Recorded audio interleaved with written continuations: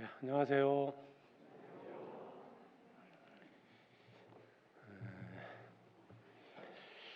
먼저 하나님께 기도드리겠습니다. 거룩하고 자비로우신 아버지 하나님, 저희를 영원한 지옥의 형벌에서 구원해 주시고 값없이 하나님의 자녀 삼아 주셔서 천국의 소망을 갖고 살게 해주신 은혜 참으로 감사드립니다. 하나님의 사랑과 은혜 속에서 또 하루하루 살아가게 해주시고 이 마지막 시대 복음의 일꾼 삼아 주셔서 사랑의 복음을 전하게 해주심도 감사드립니다. 또 그 무엇보다도 저희들 주님이 역사하시고 주님이 세우신 교회 안에 불러주셔서 지체 삼아 주셔서 하나님의 뜻을 이루고 복음을 전하게 해주심을 감사드립니다. 주님 앞에 서는 그날까지 자로나 우로나 치우치지 아니하고 오직 사랑의 복음을 증거하며 하나님의 영광을 위해서 살게 해주시옵소서. 한 사람도 이 거룩한 무리 안에 떨어지는 자 있지 않도록 지켜주시고 하나님의 말씀을 통해서 마땅히 행할 것을 알게 해주시고 그 말씀 앞에 순종하며 남은 때를 살게 해주시옵소서. 복음을 전하기 위해서 기도하고 수고하는 손길에 주님이 함께 해주시고 또 은혜를 더해 주시옵소서. 어떤 경우에도 낭망치 않고 끝까지 믿음의 길을 걸어갈 수 있도록 도와주시옵소서. 복음을 위해서 수고하는 형제자매들, 특별히 해외에서 선교 사역을 감당하고 있는 선교사들 또 형제자매들, 주님께서 그 발걸음 동행해 주셔서 주님의 복음이 전해지는 그날까지 낭망치 않고 끝까지 믿음의 길을 걸어가게 해 주시옵소서. 오늘 또 주일 아침 말씀 앞에 나왔습니다. 주님께서 합당한 말씀으로 채워주시고 우리는 듣고 말씀 앞에 순종하며 하나님의 자녀로서의 합당한 삶을 살게 해 주시옵소서. 우리를 사랑하시는 예수 그리스도의 이름으로 기도드립니다. 아멘. 성경 사무엘하 22장입니다. 구약성경 사무엘하 22장 21절로 29절까지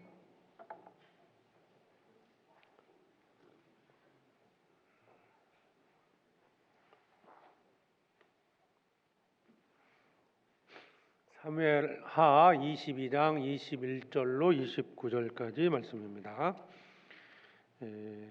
구약성경 501페이지입니다. 29절까지를 21절 29절까지를 교독하겠습니다. 여호와께서 내 의를 따라 상 주시며 내 손의 깨끗함을 조차 갚으셨으니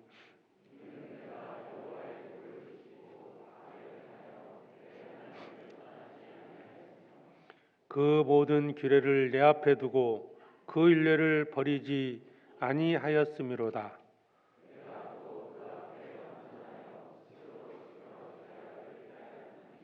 그러므로 여호와께서 내 의대로 그 목전에서 내 깨끗한 대로 내게 갚으셨도다.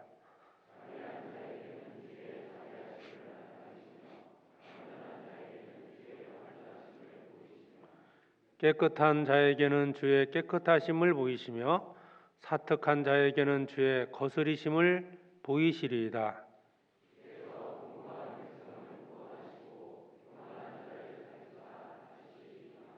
29절은 같이 읽겠습니다. 여호와여 주는 나의 등불이시니 여호와께서 나의 흑암을 밝히시리이다.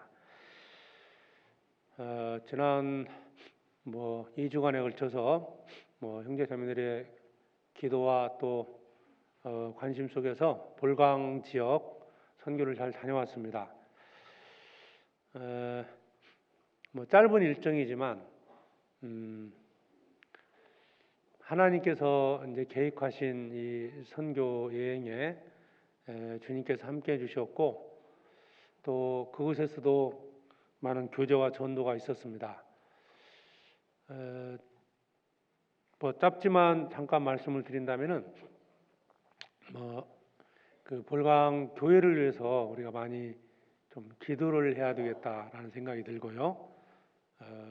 전체 인원은 약 30에서 40여 명 정도 교제를 하고 계시고, 근데 이제 교회당은 이게 크게 잘 이렇게 갖춰져 있기 때문에 한 130, 40석 정도 앉을 수 있는 강당이 있기 때문에 외적으로 이제 교회당은 이렇게 건축이 되어 있지만 아직 실제 그 안에서 교제하시는 형제자매들의 수는 아직은 적고요. 그리고 함께 이제 이렇게 열심히 봉사하고 또 전도할 수 있는 형제자매들이 아직은 적기 때문에 많은 기도가 필요하다고 봅니다. 뭐 봉사회장님 또 원문회장님 계시지만 함께 일을 이렇게 나눠서 하는 것보다는 일할 분이 많지 않기 때문에 그 형제님 자매님에게 많은 일들이 주어져 있는 것 같고 바쁘게 열심히 또 하고는 계시지만 함께 할 수 있는 분이 이제 동역자들이 적다 보니까 상당히 좀 지쳐 있고 좀 힘들어하는 그런 모습을 봤습니다. 그래서 우리가 그 볼강 그 교회를 위해서 더 많이 이제 기도를 해야 되겠다. 저도 이제 처음 몽골을 이렇게 가게 됐고 볼강 지역도 처음 가는 곳이기 때문에 어떤 정리가 좀 잘 안 돼 있었는데요. 이번에 다녀오면서 좀 방향을 좀 나름대로 좀 잡아보고요. 또 기도 가운데 구체적으로 어떻게 해야 할지는 좀 더 기도하고 준비를 해야 될 것 같습니다. 우리 형제자매님들이 같이 기도해 주셔야 될 것 같고, 그리고 이제 지속적으로 교제도 좀 필요하다. 왜냐하면 이제 한국에서 교제해 본 적들이 없기 때문에 조금은 이제 뭐 문화적인 차이도 있습니다. 그러나 사실은 이제 구원받은 믿음은 같은 거고요. 예수님이 피를 통해서 구원받는 것 같고, 또 뭐 영적인 우리 영혼은 갖는 것 같기 때문에 뭐 민족이 좀 다르다고 큰 문제가 될 건 없다고 보는데, 아직은 이제 어떤 교제 생활이 익숙치 않아서 많은 교제가 이제 필요하다고 봅니다. 그래서 볼강교회를 위해서는 사실 물질보다는 기도와 교제가 더 필요하다, 이런 생각을 좀 해봤습니다. 물질이 많이 들어가서 뭐 효과가 꼭 좋은 건 아니고요. 교회 안에서 우리 일산교회 형제자매님들이 더 많이 기도해 주시고, 또 뭐 여건만 된다면 서로 이제 자주 만나서 교제를 많이 해야만이 교회가 더 세워질 수 있고요. 그걸 바탕으로 해서 힘있게 복음이 전해질 수 있을 것 같습니다. 전체 볼강 우리나라 면 단위라고 보시면 될까요? 뭐 한 13,000명 정도 인구가 되고요. 그다음에 그 안에 거주하는 인원은 10,000명 정도 될 거라고 뭐 얘기를 합니다. 주소는 있지만 이렇게 도시로 나간 분들이 좀 계시기 때문에 한 10,000명 정도 되는 인원이고요.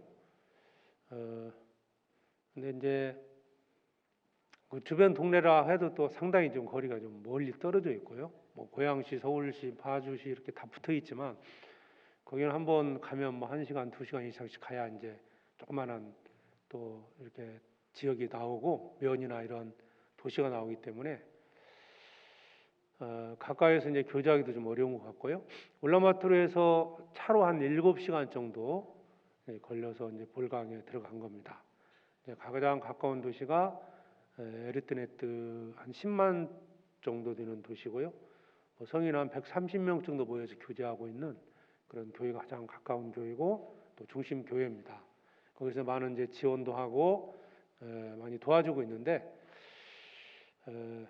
뭐 그 자체적으로 뭐 하는 게 또 한계가 있기 때문에 도와주는 게 한계가 있기 때문에 그래도 이제 거리는 멀지만 많이 이제 기도해 주시고요.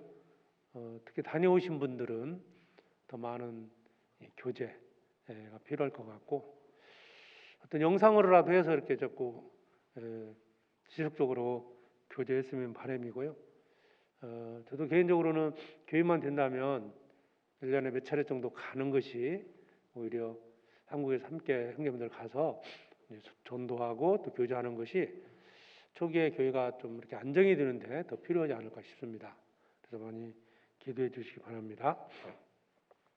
자, 오늘은 읽었던 이 22장 25절에 보면 그러므로 여호와께서 내 의대로 그 복전에 내 깨끗한 대로 내게 갚으셨도다. 이 갚으셨도다라는 말씀이 있는데요.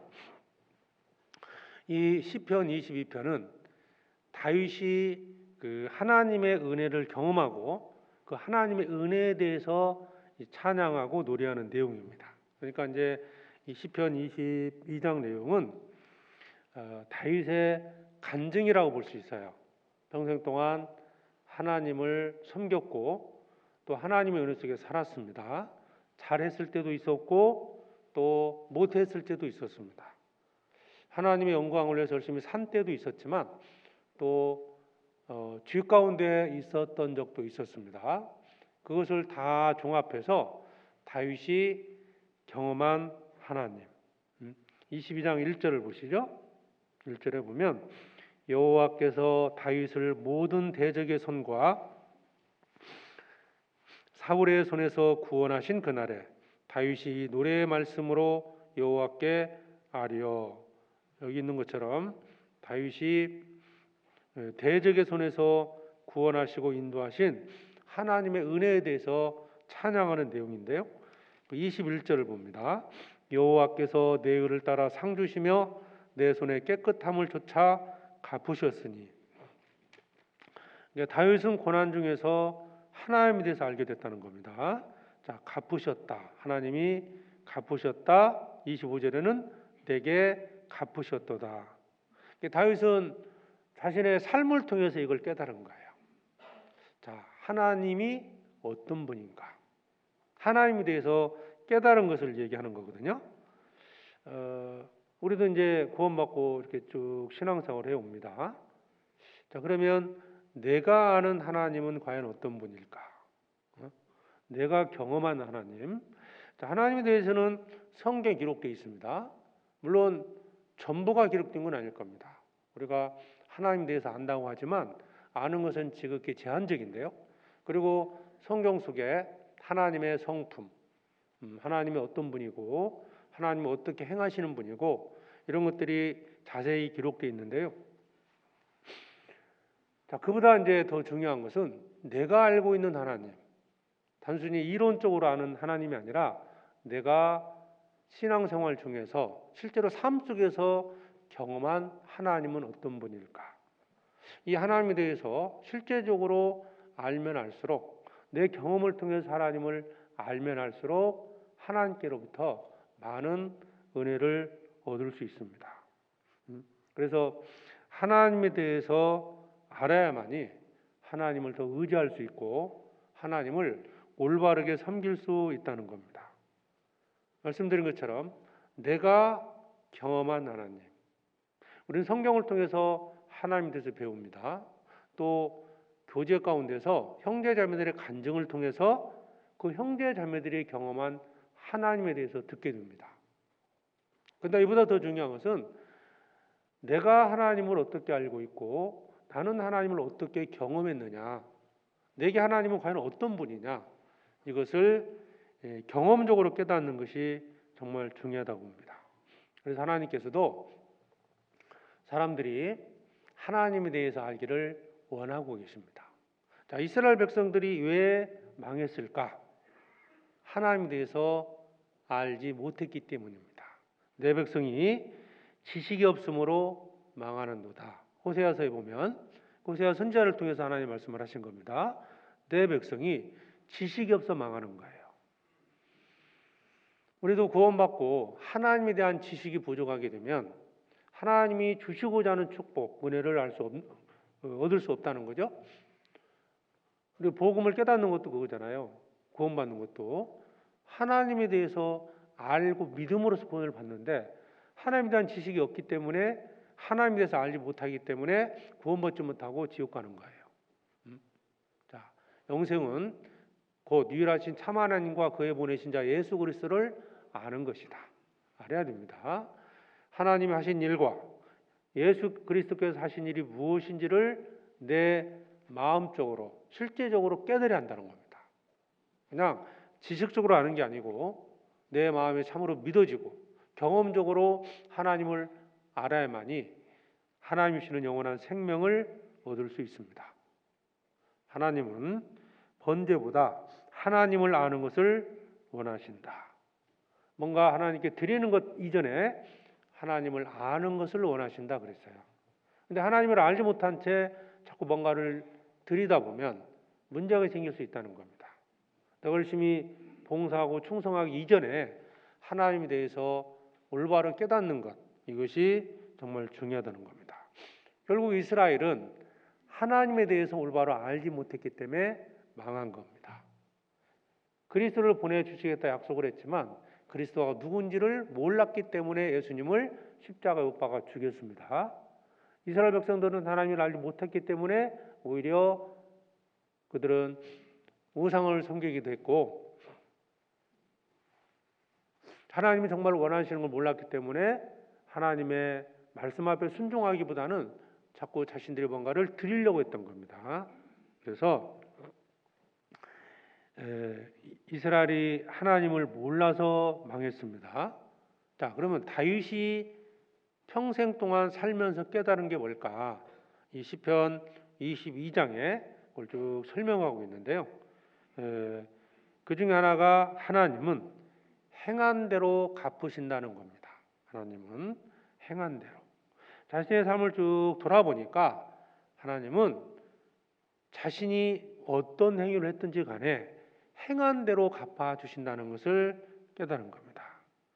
다윗의 삶을 보면 어떤 때는 벌을 받았습니다. 어떤 때는 하나님의 큰 은혜와 축복을 받았습니다. 죽음의 위기 속에서 건짐을 받기도 했고 전쟁터에서 위기의 순간에 또 주님의 은혜로 전쟁에 승리하기도 했고요. 또 어떤 때는 자신의 낳은 아들이 죽기도 했고 이 모든 것을 다윗은 경험을 했던 겁니다.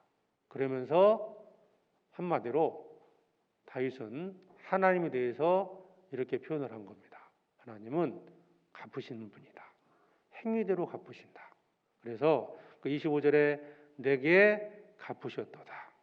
그러니까 25절 보면 그러므로 여호와께서 내 의대로 내게 갚으셨고 그 목전에서 내 깨끗한 대로 내게 갚으셨다는 겁니다. 그래서 자신의 얻은 모든 열매는 자신의 행위에 근거해서 얻어진 열매라는 것을 깨닫고 이 시편을 이 사무엘하 22장을 기록한 겁니다. 그래서 오늘 좀 우리도 이 다윗의 그 하나님을 찬양했던 이 사무엘하 22장 내용을 중심으로 해서 다윗이 경험했던 하나님은 행위대로 갚으신다라는 말씀을 주제로 좀 말씀을 좀 드리도록 하겠습니다. 자, 21절 보겠습니다. 22장 21절에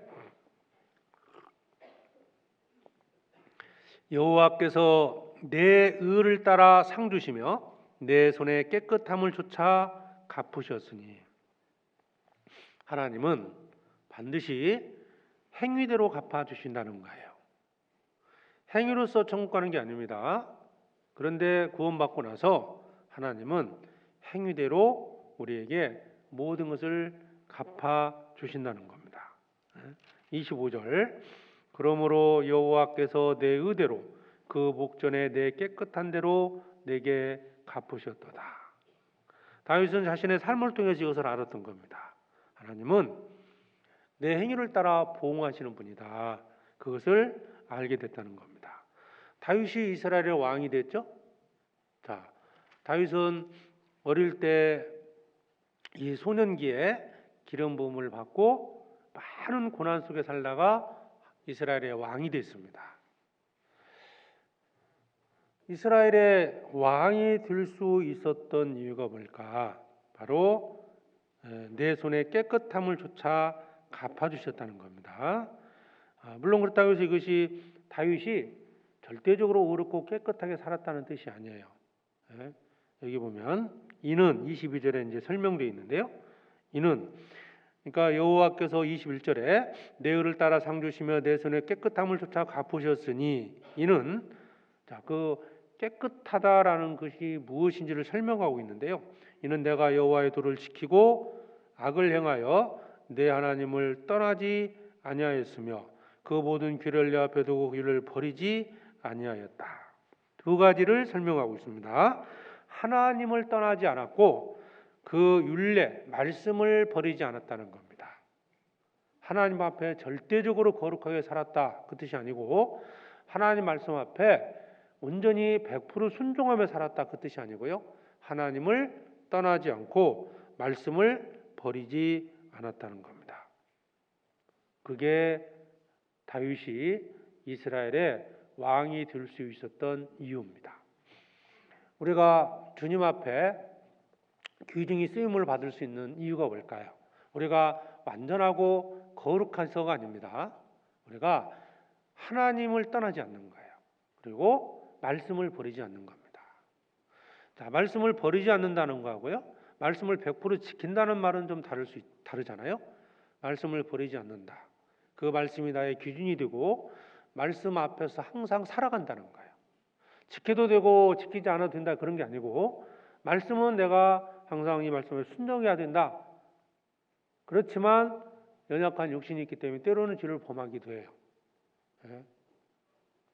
그런 이제 의미라고 보시면 됩니다. 그래서 어릴 때 기름 부음을 받고 왕이 되기까지 수많은 고난이 있었습니다. 100% 완전하게 산 게 아닙니다. 그런데 다윗은 하나님을 떠나지 않았습니다. 고난이 있어도 떠나지 않은 거예요. 때로는 실수했고 죄를 범했다 하더라도 그 말씀을 결코 버리지 않은 겁니다. 이스라엘이 왜 망했을까요? 하나님을 떠났습니다. 말씀을 버렸던 겁니다. 그래서 망한 거예요. 자, 우리도 다윗이 경험한 것처럼 우리 신앙생활의 목표 분명히 정해야 돼요. 나는 하나님을 떠나지 않는다. 말씀을 버리지 않는다.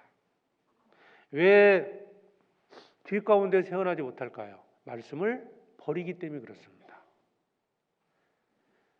그 말씀이 나의 삶의 표준이 되고 그게 하나의 기준이 돼서 말씀 앞에서 항상 자기를 바라보게 되면 점점 거룩해지고 믿음은 성장하게 되어 있습니다. 기준이 사라져버리면 말씀을 버리면 뭐 내 기분에 따라서 어떤 때는 잘할 수도 있을 겁니다. 어떤 때는 정말 완전히 죄악 가운데 빠질 수도 있어요. 말씀이 없기 때문에 그렇습니다. 그리고 하나님을 떠나지 않아야 됩니다. 하나님. 다윗은 죄는 범했지만 하나님을 떠난 적은 없습니다. 다윗은 죄는 범했지만 말씀을 버린 적은 없다는 거예요. 그래서 다윗은 그 내 손의 깨끗함을 조차 갚아주셨다. 하나님께서 자신을 이스라엘 왕으로 삼으시고 주님 앞에 쓰임 받는 자가 됐다는 겁니다. 그것을 깨달은 겁니다. 그래서 첫 번째는 내가 하나님을 떠나지 않고 말씀을 버리지 않았기 때문에 이스라엘 왕으로서 살아갈 수 있었다라는 거고요. 그게 내게 갚아주신 것이 그거라는 거예요. 왜 갚아주셨을까? 무엇을 근거로? 말씀을 떠나지 않았다. 말씀을 버리지 않고 하나님을 떠나지 않은 거고요. 또 26절을 보겠습니다. 26절에 자비한 자에게는 주의 자비하심을 나타내시며 완전한 자에게는 주의 완전하심을 보이시며 깨끗한 자에게는 주의 깨끗하심을 보이시며 사특한 자에게는 주의 거스리심을 보이시리이다. 자, 여기도 이제 중요한 말씀인데요. 자비한 자에게는 주의 자비하심을 나타내신다.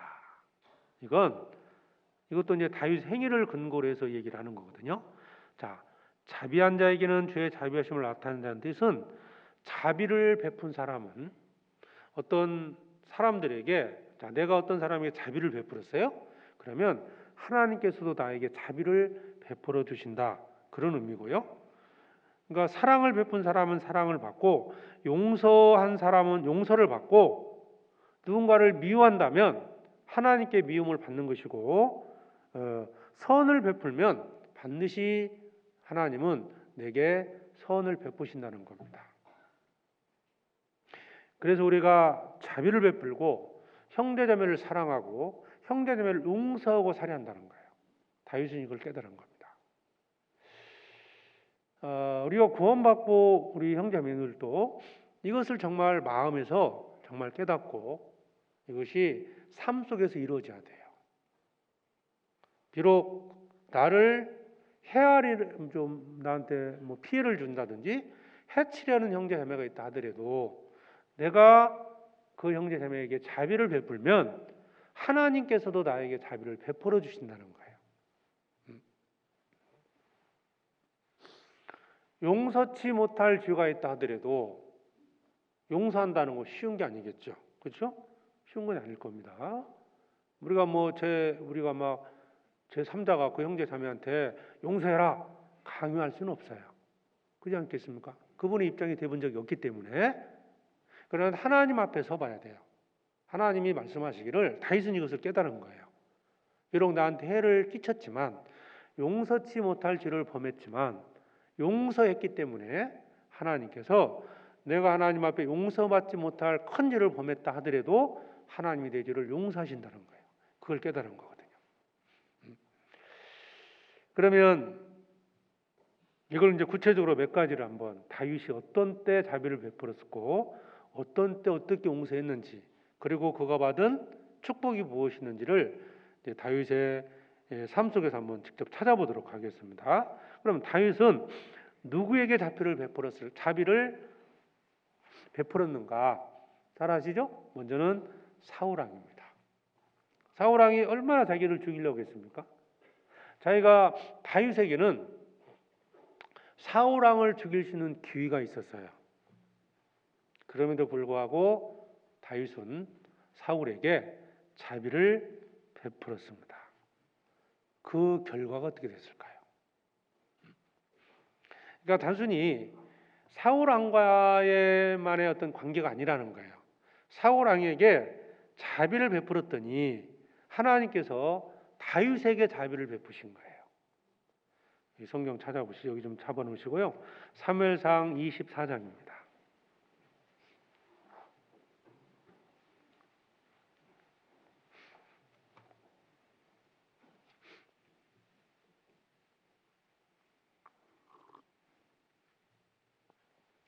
사무엘상 24장 2절부터 보겠습니다. 이 내용은 이제 엔게디 황무지에 있었던 사건인데요. 24장 2절에 제가 몇 절 읽겠습니다. 사울이 온 이스라엘에서 택한 사람 3천을 거느리고 다윗과 그의 사람들을 찾으러 들염소 바위로 갈새 길가 양의 우리에 이른즉 굴이 있는지라 사울이 그 발을 가리우러 들어가니라 다윗과 그의 사람들이 그 굴 깊은 곳에 있더니 다윗의 사람들이 가로되 보소서 여호와께서 당신에게 이르시기를 내가 원수를 내 손에 붙이리니 내 소견에 선한 대로 그에게 행하라 하시더니 이것이 그 날이니이다. 다윗이 일어나서 사울의 겉 옷자락을 가만히 베니라. 그리한 후에 사울의 옷자락 뱀을 인하여 다윗의 마음에 찔려 자기 사람들에게 이르되 내가 내 손을 들어 여호와의 기름 부음을 받은 내 주를 치는 것은 여호와의 금하시는 것이니 그는 여호와의 기름 부음을 받은 자가 됨이니라 하고 다윗이 이 말로 자기 사람들을 금하여 사울을 해하지 못하게 아니라 사울이 일어나 굴에서 나가 자기의 길을 가니라. 자, 여기 보면 이제 절호의 기회가 생긴 거예요. 자기를 죽이려고 3,000명을 데리고 쫓아왔던 사울왕이 굴 속에 자고 있었던 겁니다. 옷자락을 베울 정도로 베어가지고 올 정도로 뭐 죽이려면 얼마든지 죽일 수 있는 상황이 만들어진 겁니다. 그런데 다윗은 자기 손으로 사울 왕을 죽이지 않았습니다. 결과가 어떻게 됐을까? 다윗은 어떤 마음을 가지고 이런 행동을 했을까? 12절 보시겠습니다. 12절 24장 12절에 여호와께서는 나와 왕 사이를 판단하사 나를 위하여 왕에게 보복하시려니와 내 손으로는 왕을 해하지 않겠나이다. 예, 속담에 말하기를 악은 악인에게서 난다 하였으니 내 손이 왕을 해하지 아니하리이다. 이스라엘 왕이 누구를 따라 나왔으며 누구를 쫓나이까? 죽은 개나 벼룩을 쫓으님이다. 그런즉 여호와께서 재판장이 되어 나와 왕 사이에 판결하사 나의 사정을 살펴 신원하시고 나를 왕의 손에서 건지시기를 원하나이다. 다윗이 자신이 억울하게 쫓긴다는 걸 알았습니다. 그런데 모든 것은 재판장이신 하나님께 맡긴 거예요. 하나님께 맡긴 겁니다. 자, 명백하게 사울 왕이 잘못하고 있어요. 다윗을 죽이려고 했거든요. 다윗에는 죄가 없었습니다. 자, 누구 100사람에게 다 물어봐도요. 사울 왕은 죽인다 하더라도 사울 왕을 죽인다 하더라도 문제 삼을 사람이 없을 거라고 봅니다. 자, 그럼에도 불구하고 다윗은 사울 왕을 죽이지 않았습니다. 모든 것을 하나님께 맡긴 겁니다. 자, 이게 자비죠? 자비를 베푼 겁니다. 그러니까 다윗이 가졌던 믿음, 하나님에 대한 태도가 어떤 겁니까? 15절이죠. 15절. 그런즉 여호와께서 재판장이 되어, 재판장이 누굽니까? 하나님이셔요. 하나님. 자, 우리의 삶 가운데 재판장은 하나님이십니다. 우리 형제 자매들 사이의 재판장은 하나님이십니다. 내가 아니라는 거예요. 그런데 자꾸 우리는 내가 재판장이 되어서 재판을 하는 경우가 많아요.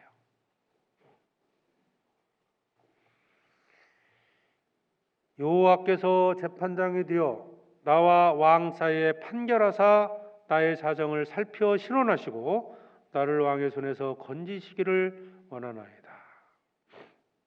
다윗은 하나님이 재판하신다는 것을 알았습니다. 자, 우리는 어떻습니까? 다윗이 깨달은 것처럼 하나님이 재판장이라는 것을 믿고 하나님께 맡겨야 돼요.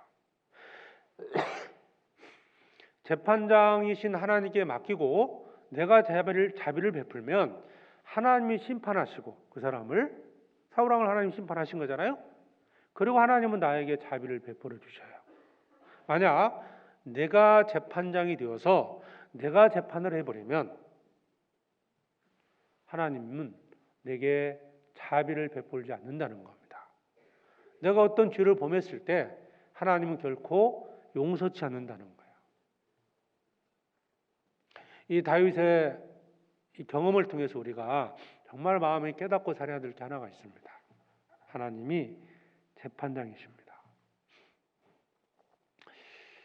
내가 너무나 재판장처럼 신앙생활을 하고 있다면, 자, 그럴 수 있습니다. 정당하다고 생각할 수 있을 거예요. 그러나 문제는 하나님께서는 내게 행한 대로 갚으시기 때문에 자비를 베풀면 내게 자비를 베푸실 것이고, 내가 자비를 베풀지 않는다면 하나님은 내게 자비를 베풀지 않으신다는 겁니다. 어느 게 좋겠습니까? 선택은 자유일 수 있습니다. 내가 어떤 걸 선택할 수 있어요. 정말 너무너무 억울하고 도무지 용서치 못할 일이 생길 수 있습니다. 자, 제3자는 그분에게 뭔가를 강요할 수는 없어요. 용서해라, 자비를 베풀어라, 용서할 수 있는 자격은 없지만 하나님께서는 말씀하십니다. 자비를 베풀면 나도 너에게 자비를 베풀겠다. 재판장은 하나님이십니다.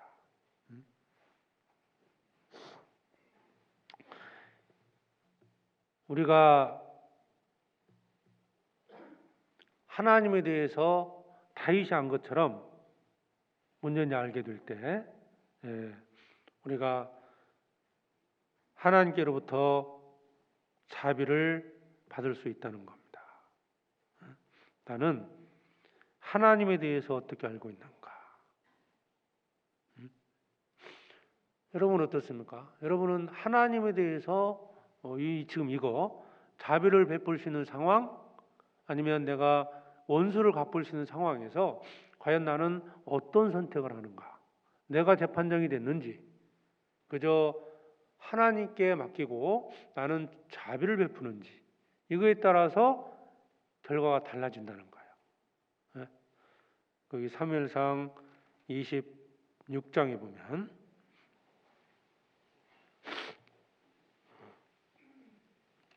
26장 7절입니다.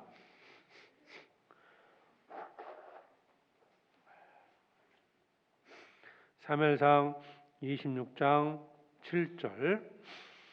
다윗과 아비새가 밤에 그 백성에게 나아가 본즉 사울이 진 가운데 누워 자고 창은 머리 곁 땅에 꽂혔고 아브넬과 백성들은 그를 둘러 누웠는지라.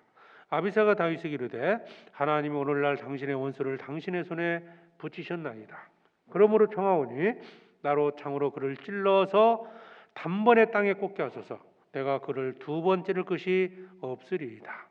다윗이 아비새에게 이르되 죽이지 말라. 누구든지 손을 들어 여호와의 기름 부음을 받은 자를 치면 죄가 없겠느냐? 또 가로되 여호와께서 사시거니와 여호와께서 그를 치시리니 혹 죽을 날이 이르거나 혹 전쟁에 들어가서 망하리라.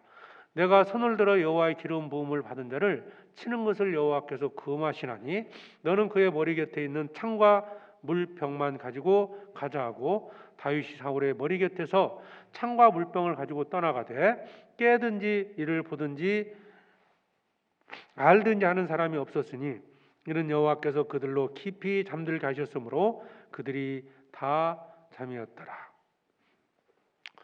또 이제 두 번째 죽일 수 있는 기회가 있었어요. 뭐 단번에 찔러 죽일 수 있다는 그 부하의 말을 듣고도 다윗은 동의하지 않았죠. 23절에 그 사무엘상 26장 23절에 보면 여기서 다윗이 하나님을 어떻게 알고 있는지를 설명하고 있습니다. 23절에 여호와께서 각 사람에게 그의 의와 신실을 갚으시리니 이는 여호와께서 오늘날 왕을 내 손에 붙이셨으되 나는 손을 들어 여호와의 기름 부음 받은 자를 치기를 원치 아니하였음이니이다. 오늘날 왕의 생명을 내가 중히 여긴 것 같이 내 생명을 여호와께서 중히 여기셔서 모든 환난에서 나를 구하여 내시기를 바라나이다. 특히 24절 말씀을 우리 깊이 묵상해 봐야 됩니다. 왕의 생명을 내가 중히 여긴 것 같이 사울 왕의 생명을 다윗은 귀히 여긴 겁니다. 중히 여겼습니다. 그런 것처럼 여호와께서 내 생명을 귀중히 여기신다는 거예요. 그래서 자비를 베푼 겁니다. 그럼 이 말은 다윗이 죽을 수 있는 상황에서 하나님이 다윗의 생명을 중히 여기셔서 다윗의 생명을 보호하신다는 뜻입니다. 그러니까 자비를 베풀어야 할 이유가 여기 있었던 거예요. 실제로 사울 왕은 다윗의 원수가 맞습니다. 그렇죠? 죽이려고 하고 있잖아요. 까닭 없이 죽이려고 하고 있었거든요. 그런데 다윗은 사울 왕에게 자비를 베풀었어요. 절호의 찬스가 있었어요. 죽을 수 있는 두 번의 기회가 있었죠. 첫 번째 죽을 기회에서는 다윗은 하나님에 대해서 어떻게 얘기를 했냐면 하나님이 재판장이시다. 두 번째는 왕의 생명을 내가 귀중히 여기면 하나님께서도 내 생명을 귀중히 여기셔서 나를 지켜주실 수 있다는 그 믿음을 갖고 사울 왕을 해하지 않은 겁니다. 그래서 다윗은 하나님에 대해서 알고 있었고 실제로 이것을 경험한 겁니다. 실제 상황 속에서요. 그러니까 우리도 이런 경험이 필요하다는 거예요. 근데 우리는 어떻냐 이거예요. 나는 어떨까? 내가 재판장이 돼서 내가 판결하고 내가 정죄하고 원수를 내가 스스로 갚습니다. 자, 그러면 뭐 그럴 수 있겠죠. 그러면 내가 혹 하나님 앞에 어떤 죄를 범했을 때 하나님께로부터 그런 자비하심을 받겠느냐 이거예요. 내가 생명을 해왔다면 가치 없게 여겼다면 하나님께서도 내 생명을 가치 없게 여긴다는 거예요. 형제자매를 귀중히 여기면 하나님께서도 나를 귀중히 여기십니다. 형제자매를 사랑하면 하나님께서도 나를 사랑하시는 거예요. 죄를 범했습니다. 용서치 못할 죄를 범했어요. 용서하면 하나님께서도 나를 용서하신다는 겁니다. 마태복음 5장을 찾아보시죠.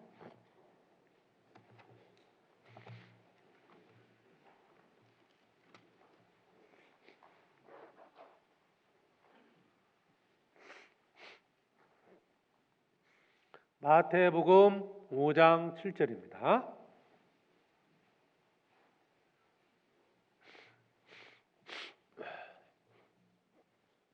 같이 읽어보죠. 긍휼히 여기는 자는 복이 있나니 저희가 긍휼히 여김을 받을 것이며 긍휼히 여김을 받는 자는 복이 있다. 그러면 긍휼히 여김을 받을 것이다 말씀하고 있고, 또 마태복음 7장입니다.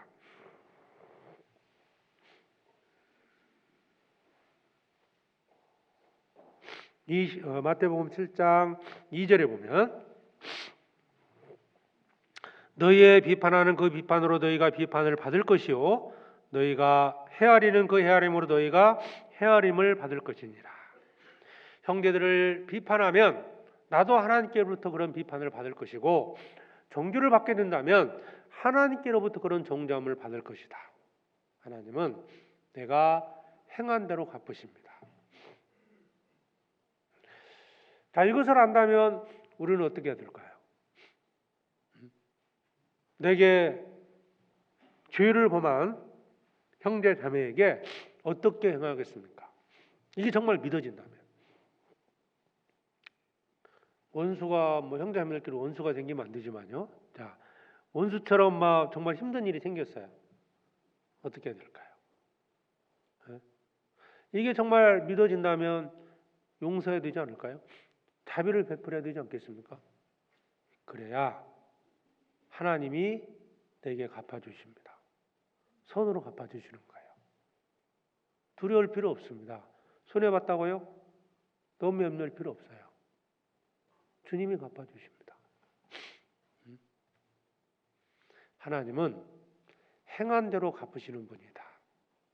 이게 실제로 믿어져야 돼요. 그냥 이론적으로 알고 끝날 게 아니고요. 실제로 삶 속에서 경험해 보십시오. 경험해 보면 모든 거 하나님께 맡길 수 있습니다. 그래, 내 손으로 내 손에 피를 묻히지 않겠다. 하나님이 심판하시고 하나님이 재판하시고 하나님이 갚아주십니다. 왕의 생명을 중히 여겼기 때문에 하나님께서 다윗의 생명을 중히 여기고 그 전쟁터에서 다윗을 지켜주신 겁니다. 사울 왕과의 관계로만 끝나는 게 아니잖아요. 많은 전쟁이 있었습니다. 그 한 번 사울 왕의 생명을 중히 여겼기 때문에 하나님께서 다윗의 평생 동안 그 생명을 중히 여기셔서 그를 지켜주신 겁니다. 영원토록 주님 만나는 그날까지 하나님의 보호하심과 자비하심 가운데 살기를 원한다면 형제자매를 중히 여기시고 형제자매에게 자비를 베푸시고 용서하시라는 거예요. 우리는 다윗의 삶 속에서 이걸 교훈받고 이게 실제로 내 삶 속에서 경험적으로 깨달아야만 됩니다. 경험해 봐야 돼요. 경험하지 못하면요, 이건 반복이 될 겁니다. 경험해 보십시오. 정말 어려운 순간에 쉽지 않을 거예요. 저도 개인적으로 그 누군가에게 용서하세요, 자비 베푸세요 그렇게 말씀드릴 수는 없을 겁니다. 하나님의 말씀을 통해서 여러분에게 권고하는 겁니다. 주님께서 그럴 때 자비하심을 내게 나타나시고 하나님께서 내게 은혜를 더해 주시고 하나님이 재판장이 되셔서 반드시 하나님께서 행한 대로 갚아 주시는 겁니다. 결국 다윗은 사울 왕에게로부터 보호하심을 받고 결국 다윗은 이스라엘의 왕이 됐습니다. 왕이 돼서 이스라엘을 통치했지 않습니까? 성경 말씀을 가정을 세워서 우리 생각해 볼 수는 없지만 만약 다윗이 사울 왕을 죽였다면 어떻게 됐을까? 과연 하나님께서 다윗 생명을 잘 지켜줬을까? 그렇지 않았을 거라고 봅니다.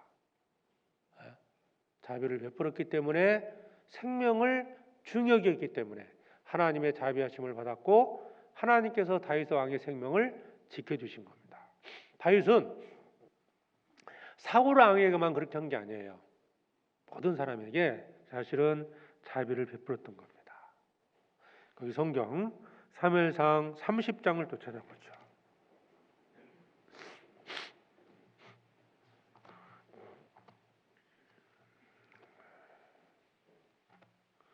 사무엘상 30장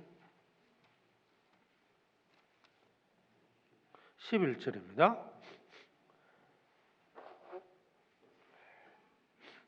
30장 11절에 무리가 들에서 애굽 사람 하나를 만나 다윗에게로 데려다가 떡을 주어 먹게 하며 물을 마시우고 무화과 뭉치에서 뗀 덩이 하나와 건포도 2송이를 주었으니 그가 낮 사흘 밤 사흘을 떡도 먹지 못하였고 물도 마시지 못하였음이라.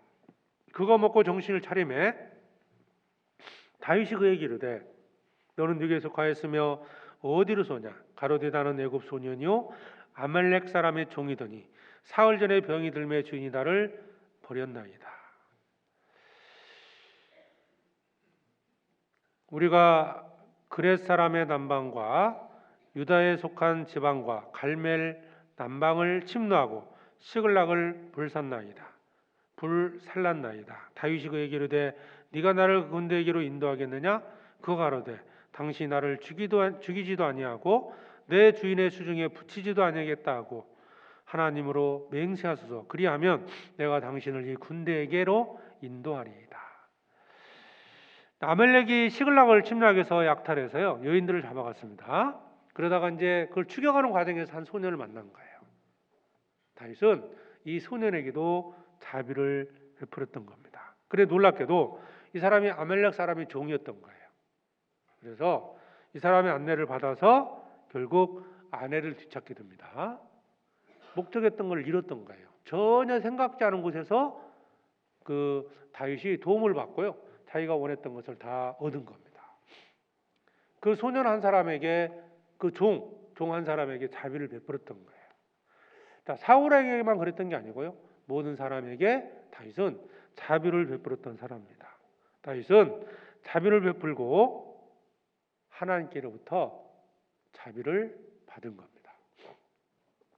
내가 누군가에게 자비를 베풀게 될 때 하나님께로부터 자비를 받게 된다. 은혜를 얻게 된다는 거예요. 반대로 내가 자비를 베풀지 않고 행한 대로 갚아버린다면 하나님께서도 내게 그렇게 하신다는 거예요. 이거 중요하지 않습니까? 내가 하나님께로부터 많은 은혜를 얻고자 한다면 우선 교회 안에서 형제 자매들에게 사랑을 베풀고 자비를 베풀라는 거예요. 행한 대로 갚으십니까? 성경에 눈에는 눈, 이에는 이, 그러니까 그렇게 갚으실래요? 사실 그 성경에 나오는 눈에는 눈, 이에는 이, 그것은 그 형법적인 얘기를 하는 게 아닙니다. 사실은 그 민법, 요즘 우리 시대에 민법으로 설명하면 돼요. 피해를 본 사람에게 보호를 위한 그게 장치지 그렇게 갚아라 그런 의미는 아니거든요. 뭐 형법적으로 막 원수같처럼 막 갚아버리라 이런 뜻이 절대 아니고요. 보호하는 거죠. 손해를 끼쳤어요. 그럼 반드시 갚는 게 맞잖아요. 예? 이게 법적으로 민법적인 그 피해를 본 백성들을 보호하기 위한 차원이지, 예? 그게 막 어떤 원수 갚는 쪽으로 갚으라는 게 아닙니다. 네가 나한테 해를 끼쳤어, 나도 너를 해 끼칠 때 있다. 이런 게 아니죠. 해를 끼쳤다면 해를 끼친 사람은 당연히 갚으라는 뜻이지 다시 그걸 그렇게 하라는 뜻이 아니거든요. 오해하는 경우가 많거든요. 자, 그래서 다윗은 자비를 베풀고 하나님께로부터 자비를 받았습니다. 사울왕의 손자였던 무비보셋 아시죠? 다윗은 그에게도 자비를 베풀었습니다. 다윗은 자비를 베푼 사람이에요. 그러니까 하나님께 자비하심을 받은 거예요. 그게 다윗이 삶 속에서 깨달은 겁니다. 사무엘하 16장도 보시죠. 16장에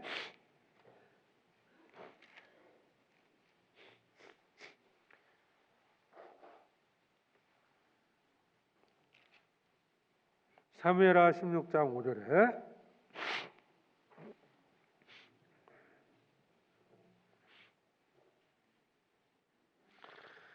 다윗의 16장 5절에 다윗 왕이 바후라미에 이르매 거기서 사울의 집 족속 하나가 나오니 게라의 아들이요 이름은 시므이라.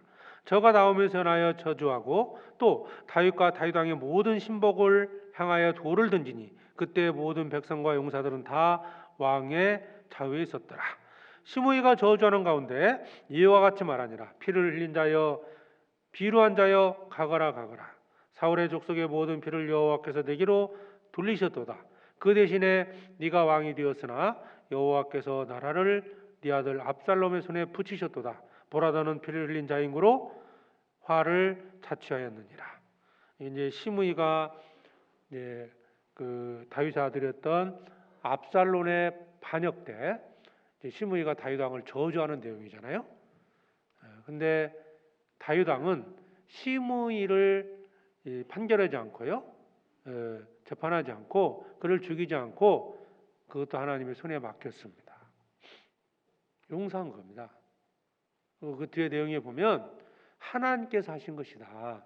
다윗은 자신이 그렇게 된 이유가 자신의 죄 때문이라는 걸 알았어요. 왜 아들이 반역을 하고 그 왕을 그 아버지를 쫓아냈을까? 다윗은 그 이유를 알고 있었던 겁니다. 하나님께서 그렇게 하셨다. 그래서 시므이를 판결하지 않은 겁니다. 사무엘하 19장입니다. 사무엘하 19장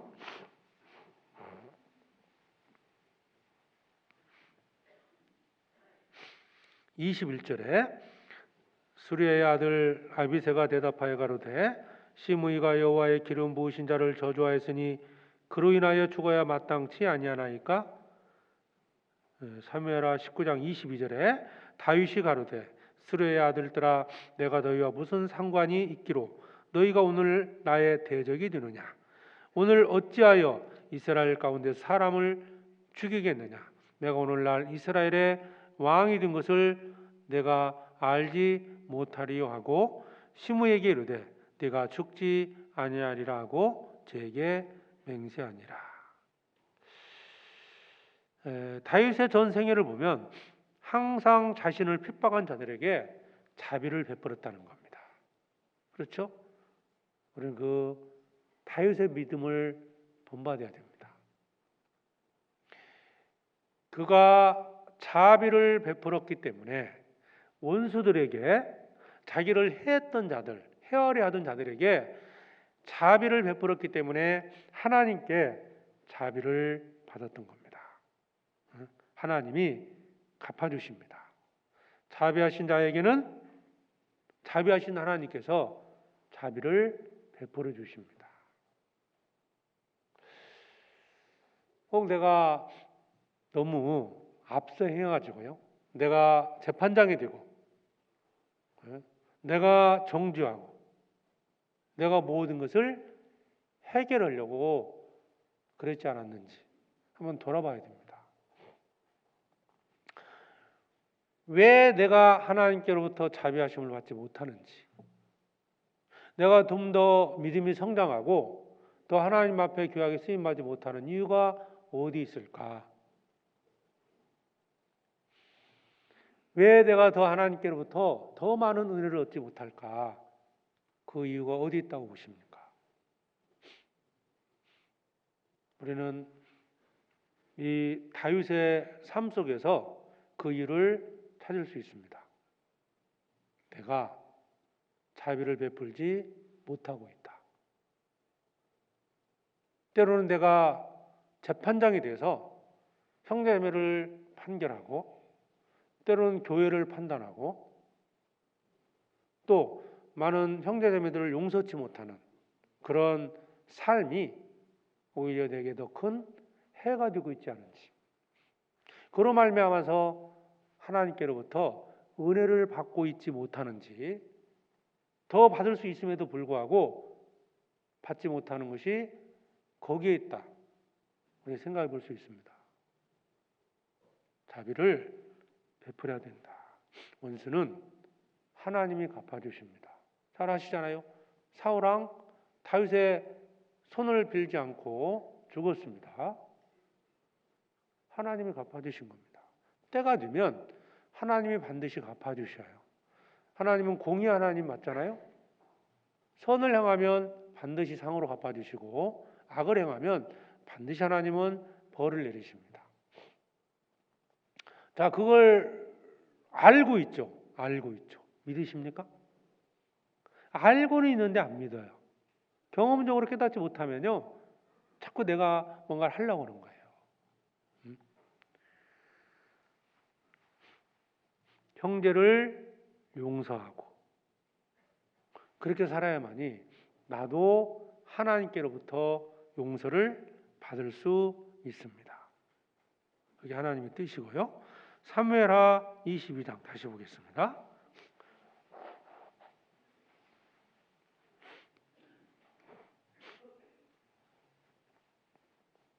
26절에 자비한 자에게는 주의 자비하심을 나타내시며 완전한 자에게는 주의 완전하심을 보이시며 깨끗한 자에게는 주의 깨끗하심을 보이시며.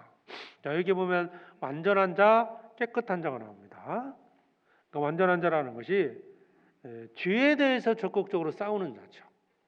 때로는 죄와 싸워서 넘어질 수도 있지만 완전한 자는 죄와 싸우는 자입니다. 그리고 그러니까 죄가 이끄는 대로 따라가는 것이 아니라 죄를 대적하는 자, 그런 의미고요. 깨끗한 자라는 것은 죄를 버리고 세상으로부터 구별된 자입니다. 세상에 묻혀 사는 게 아니고 세상과 구별되어 있는 거예요. 구별된 자. 우리는 세상 속에 살고 있지만 구별된 삶을 지금 살아가고 있습니다. 그래서 완전하다라는 의미, 그 의미가 뭘까? 바로 24절, 25절에 설명되어 있습니다. 24절, 25절에 같이 읽어보죠. 내가 또 그 앞에 완전하여 스스로 지켜 죄악을 피하였나니 그러므로 여호와께서 내 의대로 그 목전에서 내 깨끗한 대로 내게 갚으셨도다. 자, 완전하다는 의미는 24절, 25절에서 우리가 살펴볼 수 있습니다. 여기 보면 내가 또 그 앞에란 말이 있어요. 하나님 앞에란 뜻이죠. 그 목전에 내가 그 앞에 스스로 지켜 죄악을 피하였더니 그러므로 여호와께서 내 의대로 그 목전에, 그 앞에, 그 목전에, 즉 이것은 무슨 뜻일까요? 하나님 앞에 있다는 생각을 갖고 살았다는 거예요.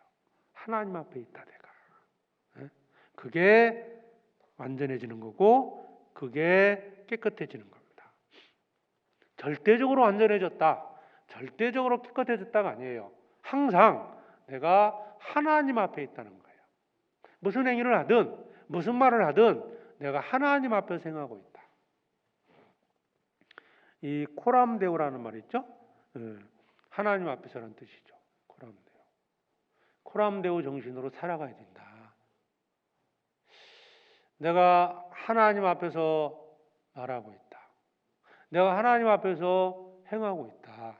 내가 하나님 앞에서 간증하고 있다.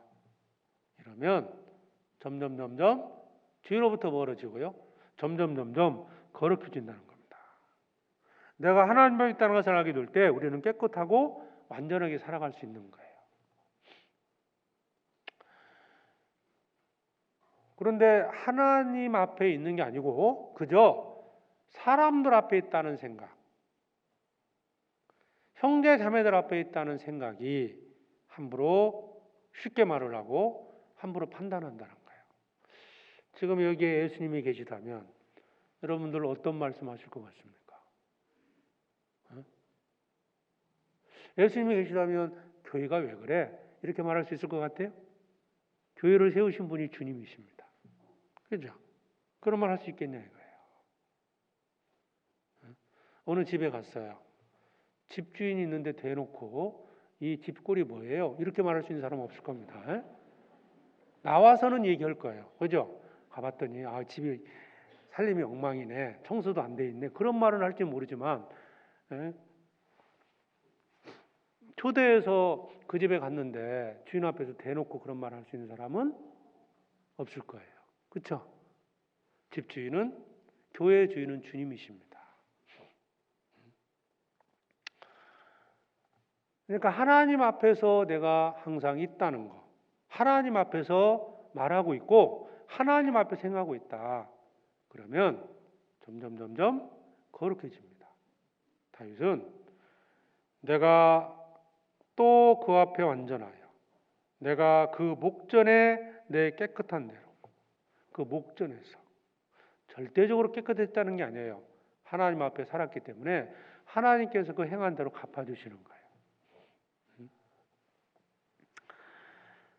그래서 다윗은 하나님 앞에 있다고 생각을 했기 때문에 23절입니다. 23절에 그 모든 길을 내 앞에 두고 그 율례를 버리지 아니하였음이로다. 하나님의 말씀을 버리지 않고 살았다는 겁니다. 내가 하나님 앞에 있었기 때문에 어떤 고난이 와도 요동치 않고 살 수 있는 겁니다. 혼자라는 생각이 상당히 불안하죠. 혼자다. 내가 혼자다. 주님이 함께 하십니다. 그 시편 16편을 한번 보시죠. 시편 16편.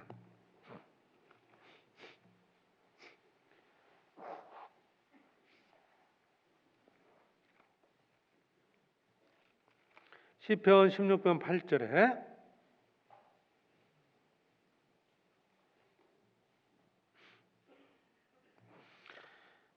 16편 8절을 같이 읽겠습니다. 내가 여호와를 항상 내 앞에 모심이여 그가 내 우편에 계심으로 내가 유동치 아니하리로다. 내가 여호와를 항상 내 앞에 모심이여. 하나님 앞에 계십니까? 사람 앞에 있습니까? 이거에 따라서 우리 행위는 달라질 거예요. 항상 하나님 앞에 있고 말씀이 기준이 된다면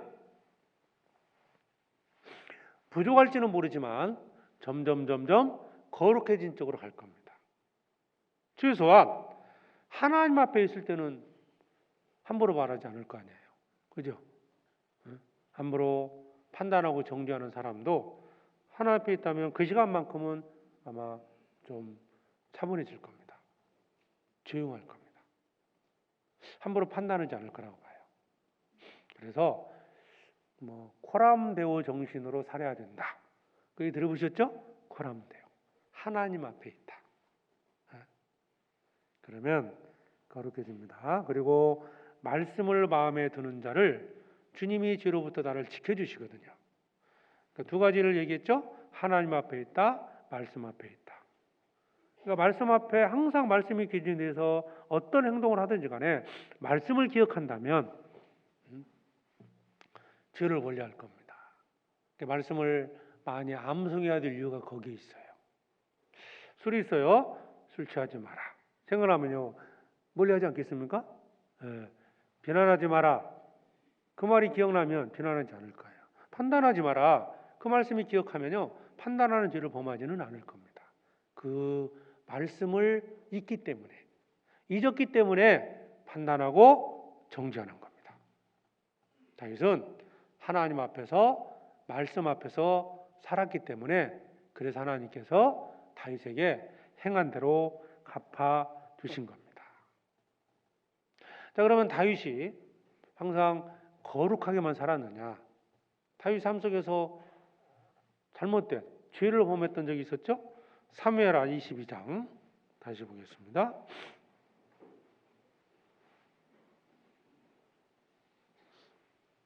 22장 27절 깨끗한 자에게는 주의 깨끗하심을 보이시며 사특한 자에게는 주의 거스리심을 보이시리이다.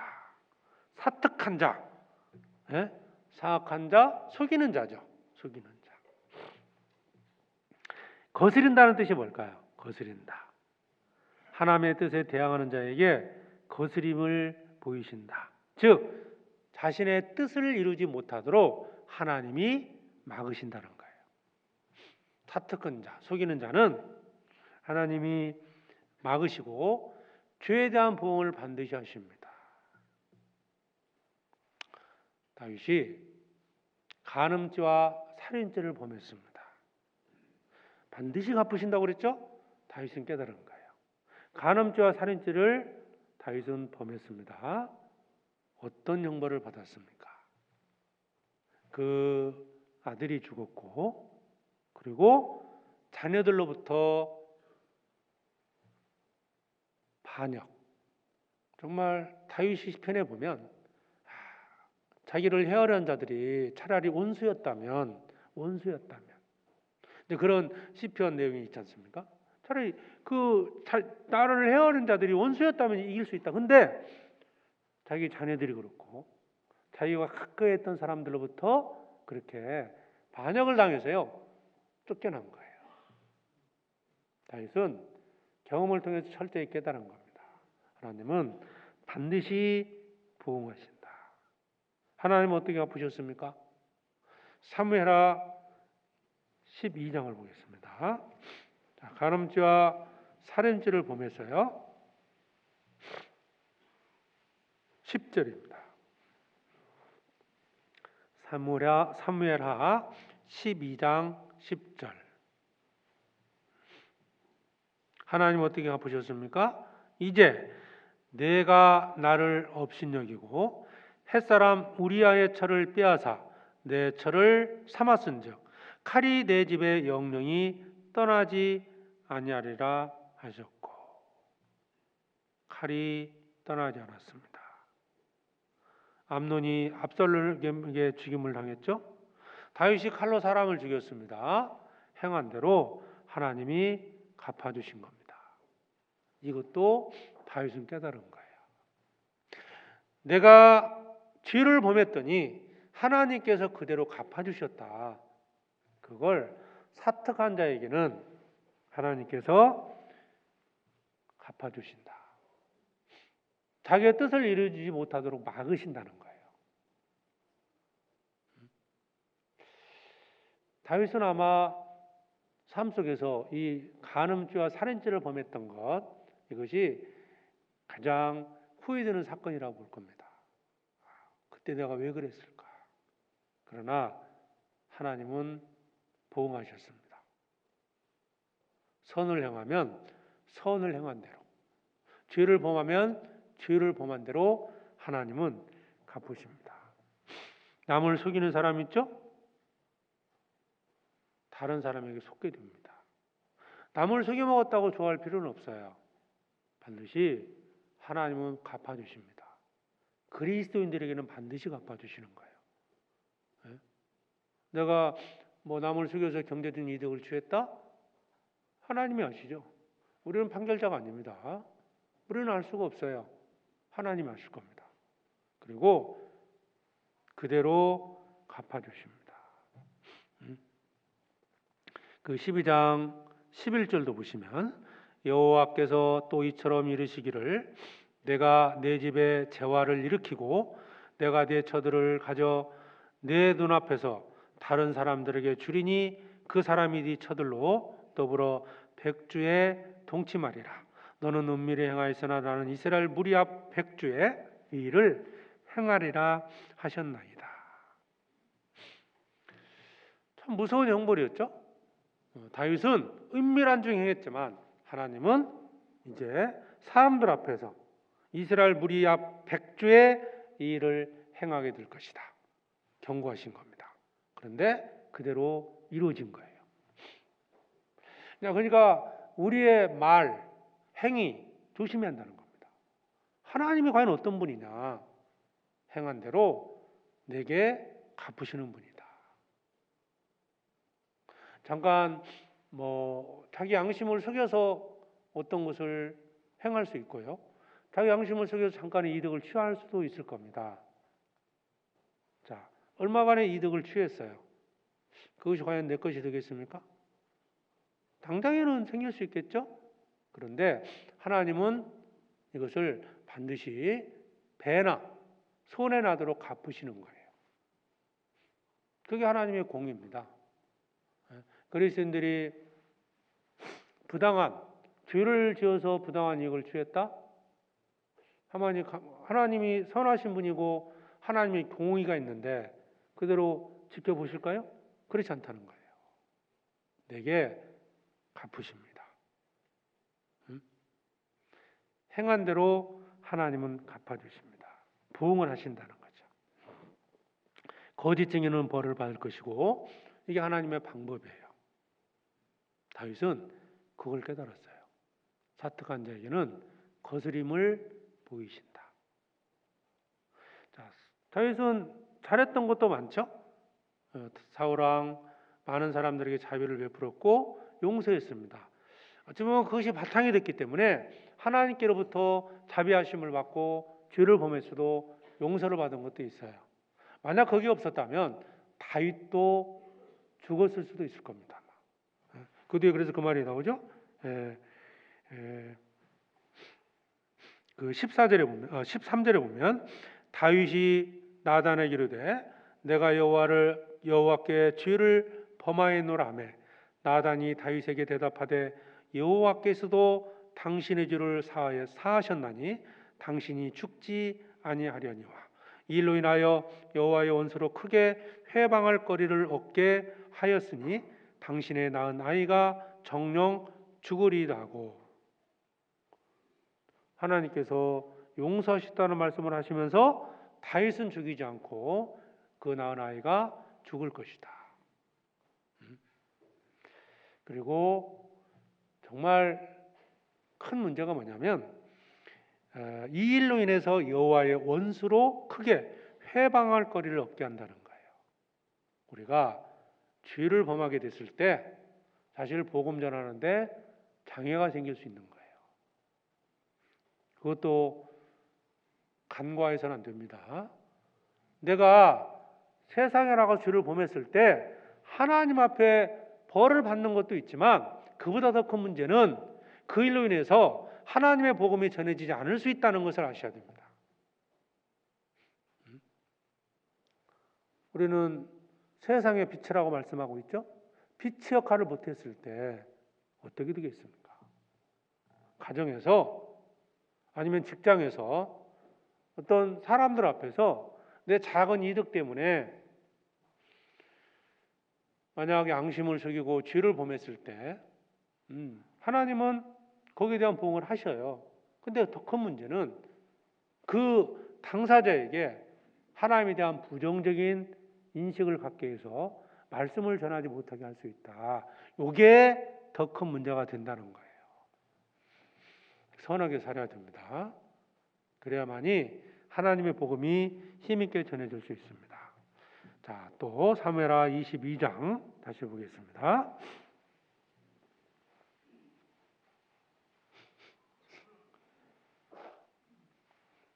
22장 28절 주께서 곤고한 백성은 구원하시고 교만한 자를 살피사 낮추시리이다. 곤고한 자, 악인에게 고난당하는 의인을 말하는 겁니다. 우리가 세상에서 핍박을 받습니다. 믿음이 있다는 이유 하나 때문에 핍박을 받기도 하고 믿음을 지키기 때문에 고난받는 경우도 있고 전도하면서 핍박받는 경우가 있죠. 자, 그 곤고한 자를 하나님은 반드시 구원해 주십니다. 의인은 주님이 구원해 주십니다. 다윗은 사울의 핍박을 받았지만 하나님께서 다윗을 건져서 왕이 되게 하셨습니다. 우리를 결코 버리지 않는다는 거예요. 자, 그러니까 고난 속에서도 두려워하지 말고요, 낙심하지 말고 살라는 거예요. 자, 말씀하셨죠? 곤고한 백성은 구원하시고 교만한 자를 살피사 낮추시리이다. 다윗은 사울 왕과 그 대적들이 죽는 모습을 직접 목격한 겁니다. 10수년 동안 다윗은 그렇게 고통을 받았어요. 자, 그런데 다윗은 다윗의 손을 들어서 그들을 해하지 않았지만 다윗은 그들의 손에서 건진받는 것을 스스로 직접 목격을 한 거예요. 시편 한번 보시죠. 시편 37편에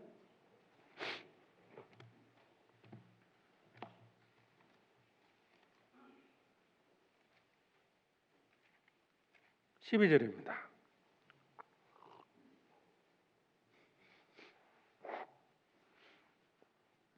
시편 37편 12절로 15절 말씀, 12절부터 15절까지 같이 읽겠습니다. 악인이 의인 치기를 꾀하고 향하여 그 일을 가는도다. 주께서 저를 웃으시리니 그날의 이름을 보심이로다. 악인이 칼을 빼고 활을 당기어 가난하고 궁핍한 자를 엎드려뜨리며 행위가 정직한 자를 죽이고자 하나 그 칼은 자기의 마음을 찌르고 그 활은 부러지리로다. 이 시편 37편은 다윗의 시편입니다. 이걸 이제 그냥 기록한 게 아니잖아요. 실제로 경험한 것을 기록한 거니까 다윗은 삶 속에서 이걸 깨달은 거죠. 칼을 뽑아서 죽이려고 했지만 칼을 빼고 활을 당기어 우리를 행위가 정직한 자를 죽이고 가지만 결국은 그 칼은 자기의 마음을 찌르게 된다. 결국 사울 왕은 그 자신의 칼에 죽임을 당한 거죠. 자, 우리도 이제 구원받고 나서 이 세상 살면서 많은 고난이 있어요. 그렇죠? 구원받고 그냥 형통할 줄 알았는데 많은 고난이 와요. 믿음을 지키는 과정에서도 뜻하지 않은 많은 핍박, 전도하는 과정 속에서도 핍박이 있고요, 고난이 있습니다. 그것을 극복해야 돼요. 이겨야 됩니다. 때가 되면 하나님이 반드시 건져주십니다. 고난을 두려워하지 말라는 거예요. 핍박을 두려워하지 말라는 겁니다. 형제들아, 너희는 선을 행하다가 낙심치 말라.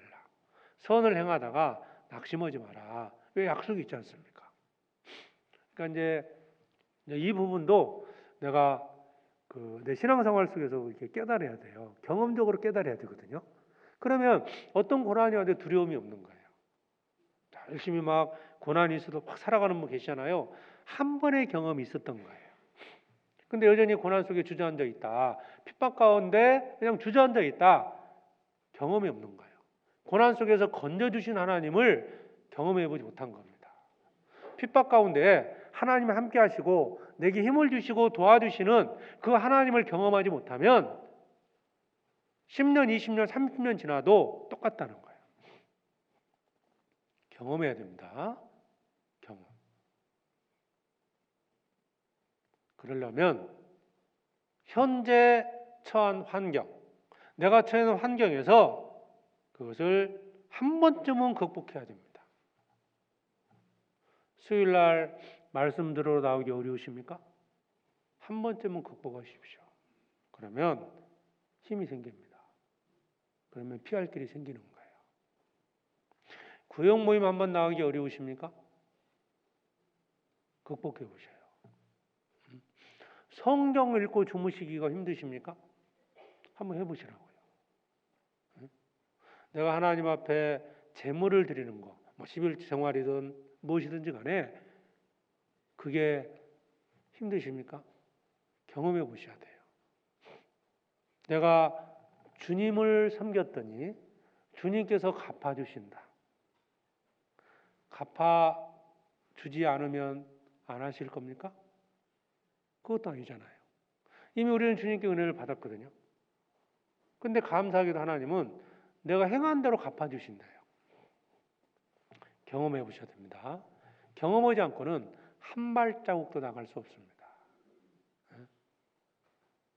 개 한 마리가 있어요. 그 집에 들어가야 되는데 개 때문에 못 들어가는 거예요. 어떻게 하면 될까요? 가봐야 돼요. 한번 개 앞으로 가보십시오. 근데 놀랍게도 개가 목줄이 묶여 있어요. 모르고 겁먹고 있었던 겁니다. 어찌 보면 그런 거예요, 지금. 물론 풀려있는 개라면 위험하죠. 근데 묶여있는 걸 몰라요. 모르는 상태에서 개 있으니까 그냥 대문 앞에 서 있는 거예요. 그러면 뭐 10년 지나도 똑같을 겁니다. 그 집 왔다가 돌아가요, 계속. 근데 막상 용기를 내서 갔어요. 걔가 정말 목줄에 묶여 있다. 사탄이 아무리 활개를 쥐고 다닌다 할지라도 목줄에 묶여 있는 개처럼 하나님이 붙들고 있는 겁니다. 적절한 선에서 하나님께서 붙들고 있는 겁니다. 그걸 통과를 해야 우리의 믿음이 성장하기 때문에 주님께서 그렇게 허락하시는 거예요. 우리는 고난을 통해서 믿음이 성장하고 고난을 통해서 주님의 뜻을 이루는 겁니다. 경험해 봐야 돼요. 경험하셨습니까? 경험. 지금 이 자리가 이제 거의 찼잖아요. 수요일 날은 이만큼 안 차요. 어디 계신 거죠? 한번 해보셔요. 여러 이유 때문에, 여러 사정 때문에 뭐 말씀들을 하시거든요. 일단 표면적으로 보여지는 어떤 이유들은 여러 가지 설명을 하실 거예요. 본인의 앙심은 알 겁니다. 내가 왜 참여하고 있지 못한지. 내일부터 전도집회입니다. 아마 우리 식구만으로도 채울 수 있어요. 그렇죠? 우리 식구 다 나오시면 저기 2층, 저기 중층 다 털어내야 됩니다. 근데 참여하지 못하고 있다. 이유가 있을 겁니다. 경험해야 됩니다. 경험하면 한번 경험해 보면 하나님께 은혜를 받아요. 어려움 없이 기쁨으로 참여할 수 있습니다. 자, 그래서 곤고한 자 하나님이 갚아주십니다. 시험 받을 때, 감당치 못할 시험이 올 때 주님은 피할 길을 주시고 건져주십니다. 아마 다윗 왕을 사울 왕이 뭐 죽을 때까지 쫓아다녔다면 다윗 왕도 안 되고 죽었을 겁니다. 그런데 적절한 때 하나님은 다윗을 왕으로 세우셨잖아요. 자, 사무엘 하 22장 또 봅니다.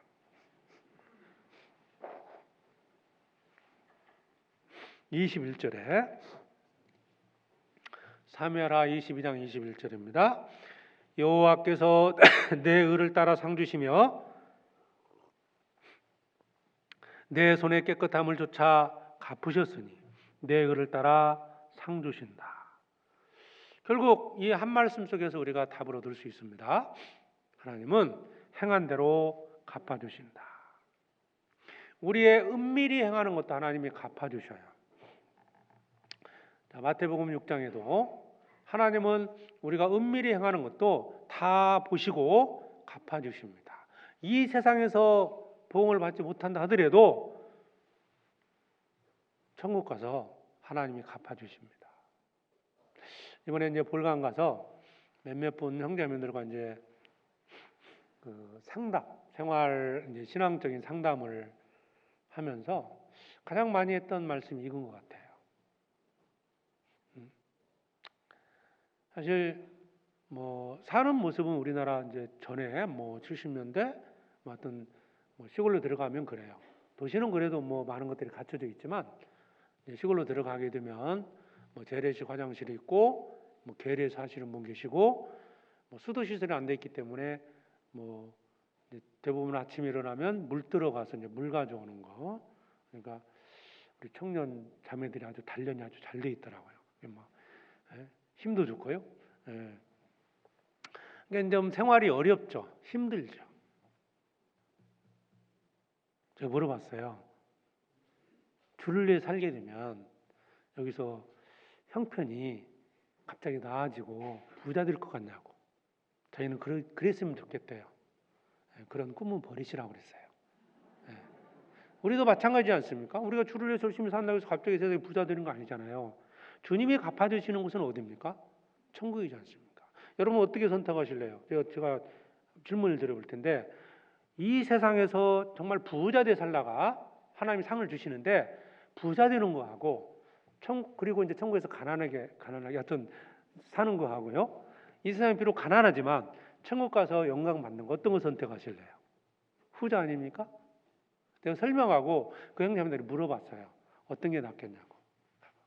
천국 가서 영광 받는 게 좋겠대요. 그게 맞다고. 물질적으로 풍요한 것이 꼭 하나님의 은혜라고만 생각하지 마시라고. 그리고 이제 그 어떤 천국에 대한 어떤 소망, 그런 기쁨이 그렇게 별로 못 누리는 것 같아요. 그래서 그런 얘기도 했습니다. 한국에서 온 형제님들이 이제 그 함께 선교팀 갔는데 너무 즐거웠어요, 사실은. 뭐 즐겁게 하셨는데 저렇게 이제 기쁨을 누리는 것이 몽골에 계신 형제자매들보다 물질적으로 잘 살아서 그런 것 같냐고 내가 물어봤어요. 그렇지 않다고 그랬어요. 그래서 사실은 한국에 가면 뭐 이렇게 뭐 여러 가지 이제 경제적인 차이가 있지 않습니까? 사실은 우리가 물질적으로 풍요해서가 아니다. 우리는 천국에 소망이 있고 천국에 들어가서 살 날 영원한 천국에 들어가기 때문에 이 땅에 사는 동안에도 천국을 누리고 있다. 그래서 기뻐한다 그랬어요. 물질적으로 잘 살아서 우리가 기뻐하고 즐거워하고 웃는 게 아니다. 물론 그 형제자매들의 입장에서는 뭔가 이제 경제적인 차이가 있기 때문에 그래도 오해할 수는 있다고 봐요. 당신들은 뭐 경제적으로 잘 사는 거 아니냐, 그래서 기뻐하는 거 아니냐. 그래서 그것을 아니라고 제가 만나는 분마다 얘기해 줬어요. 왜냐하면 같은 믿음을 가지고 있는데 너무 이렇게 좀 침울해 있다 할까요? 기쁨을 못 누리는 것 같아요. 천국에 소망이 있으면 천국 가면 기쁘지 않습니까? 비록 이 세상에서 가진 게 없어도 기쁨을 누릴 수 있는데 그게 없는 거예요. 다 근심하고 있는 것 같고, 옷이 뭐 이렇게 좀 화려하지 못해서 그런 느낌을 받는 게 아니라 얼굴이 그렇다는 거예요. 그래서 그 형제님들, 자매님들하고 이렇게 상담하면서 만나는 분마다 그 얘기 했어요, 제가. 우리가 왜 기뻐하는 줄 아냐고. 우리가 죽어서 천국 가는 거 믿으세요? 믿는데. 그러면 천국 가는 게 맞다면 여러분들 왜 이 세상에서 천국을 못 누리고 있냐고. 천국에 대한 소망이 있다면 마음에 기쁨이 생기지 않습니까? 기쁘대. 그럼 뭐 기쁘면 얼굴에도 좀 나타나야 되고 생활 속에서도 나타내야 되는데 너무나 이렇게 좀 뭐 초래한다 그럴까요? 낙심해서 하는 거예요. 그래서 이제 교제가 좀 더 필요하다 그런 생각을 해봤는데 어쨌든 우리는 하나님께서 행한 대로 반드시 갚아주신다. 그러니까 이 세상에서 보응해 주시는 것도 있지만 결국 천국에서 하나님이 상급으로 갚아주십니다. 그래서 우리는 어떤 경우에도 하나님의 말씀을 버리지 말고 하나님 앞에 산다는 자세로 살아가야 됩니다. 사무엘하 22장 거기에 25절을 다시 봅니다. 25절에 그러므로 여호와께서 내 의대로 그 목전에 내 깨끗한 대로 내게 갚으셨도다. 하나님은 행위대로 갚으신다. 자, 내게 갚으셨도다. 다윗에게만 갚아주시는 게 아니고 하나님은 내게도 갚아주십니다. 뭘 근거로요? 우리의 행한 대로. 어떤 말을 했든 어떤 행동을 했든 행한 대로 하나님은 갚아주십니다. 평강이 깨졌습니까? 행한 대로 갚아주시는 게 아닐까요? 하나님 약속하셨죠? 구원받은 자들에게 내게 평강이 있을지어다. 평강이 주어져야 되는데 어떤 이유 때문에 평강이 깨졌어요? 그건 누구 잘못입니까? 자신의 문제죠. 행한 대로 하나님은 갚으신다. 그래서 정리해 보면 다윗은 물론 시편에 보면 다윗이 경험한 하나님 많이 나옵니다. 근데 이 사무엘하 22장에서 내게 갚으셨도다, 갚으셨다, 내 의를 따라, 내 행위를 따라, 내 모든 것을 따라서 하나님이 갚으셨다라는 것을 깨닫고 이 말씀을 기록한 거예요. 그래서 우리도 우리 형제자매님들도 생활 속에서요 꼭 그런 걸 많이 경험해 봤으면 좋겠어요. 내게 하나님은 어떤 하나님일까? 아브라함의 아내 사라는 하나님은 어떤 하나님이었을까? 노년에 아들을 얻었어요. 하나님은 나로 웃게 하시는 하나님이다. 그렇죠? 이삭을 얻고 나서 하나님이 나를 웃게 하셨다. 이게 아브라함의 아내 사라의 간증 아닙니까? 하나님은 내게 어떤 분일까? 여기 계신 모든 형제매들이 경험은 다를 거라고 봐요. 그런데 내가 알고 있는 하나님, 내가 경험한 하나님이 실제로 내가 삶 속에서 깨달아야만이 기쁨 속에 살아갈 수 있습니다. 그냥 성경에 있는 하나님 아는 것 그치지 마시고요.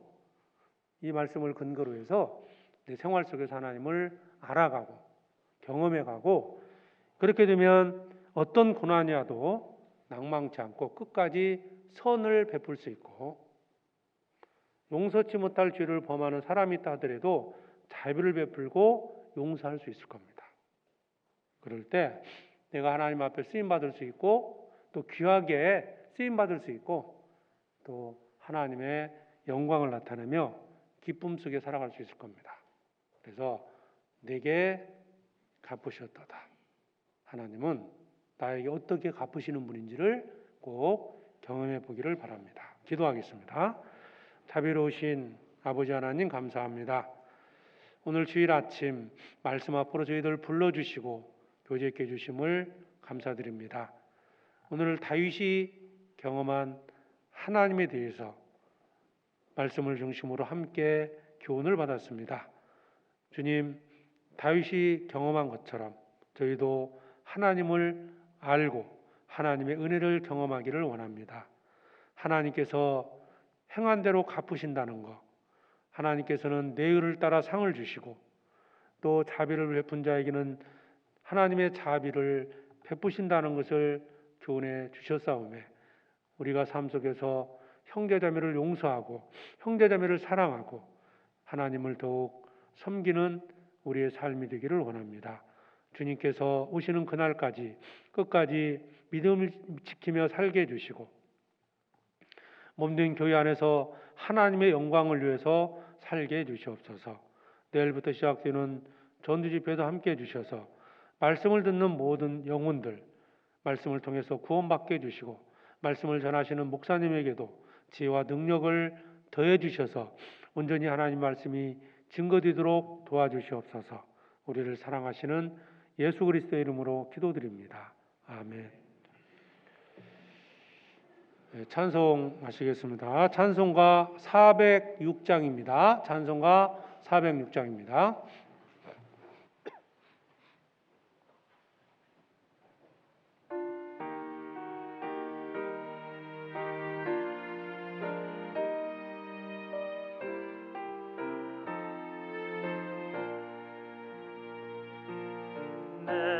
마음이 낙심되며 근심에 눌릴 때 주께서 내게 오사 위로해 주시네. 가는 길 깜깜하고 괴로움 많으나 주께서 함께 가며 내 짐을 지시네.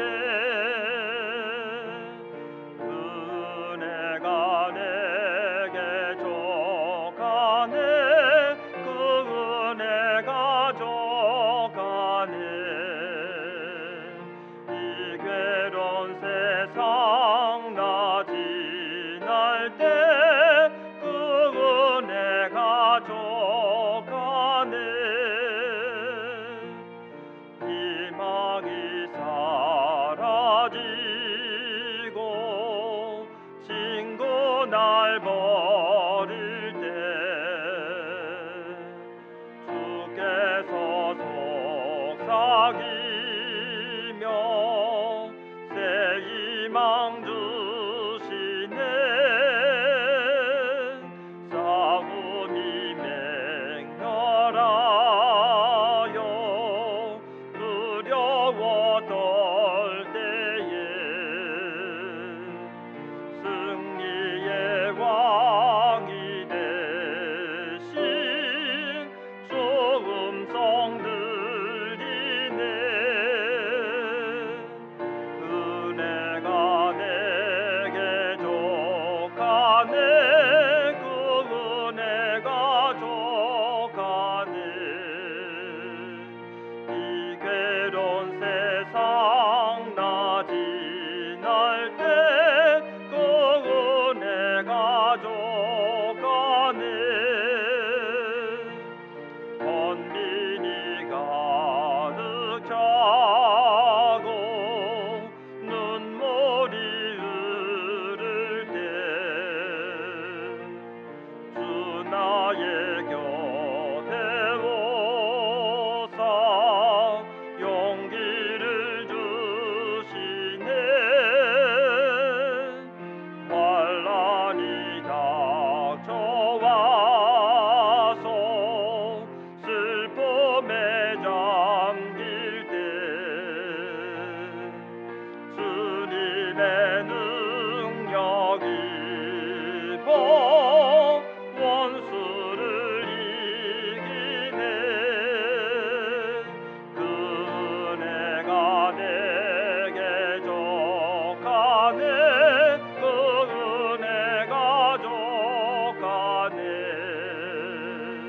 이 괴로운 세상 나 지날 때 그 은혜가 족하네.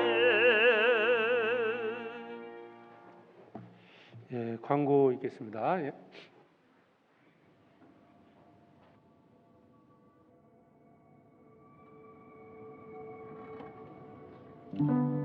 외부인들을 보이는 대로 살해해온 아우카 부족에게 복음을 전하기 위해 짐 엘리엇과 4명의 선교사는 아마존의 정글로 향했습니다. 약 4년간의 간절한 기도와 기다림 끝에 그들과 처음으로 접촉할 수 있었습니다. 그러나 5일 뒤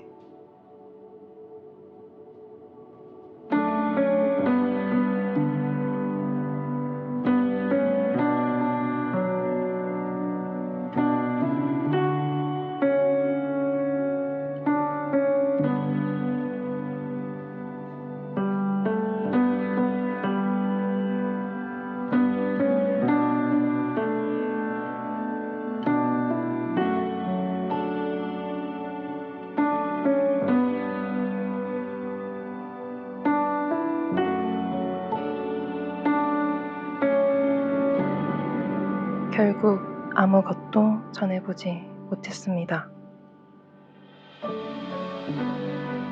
그러나 다사단에는 남편이 순교한 그곳에 복음을 들고 다시 찾아갔고, 주님은 아우카 부족에게 복음의 역사를 일으켜 주셨습니다. 5 청년들의 죽음을 향해 세상은 불필요한 낭비라며 비판했지만, 그들의 죽음은 복음의 씨앗이 되어 많은 열매를 맺었습니다.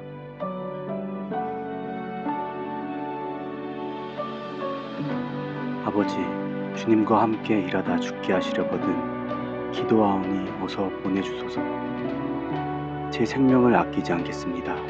주님, 가지소서, 다 가지소서. 저는 오래 사는 것을 원치 않습니다. 다만 예수님처럼 꽉 찬 삶을 원합니다. 그러므로 이제 죽을 때다. 나는 예수님을 만날 준비가 돼 있다. 영원한 것을 위해 영원하지 않은 것을 버리는 자는 바보가 아니다.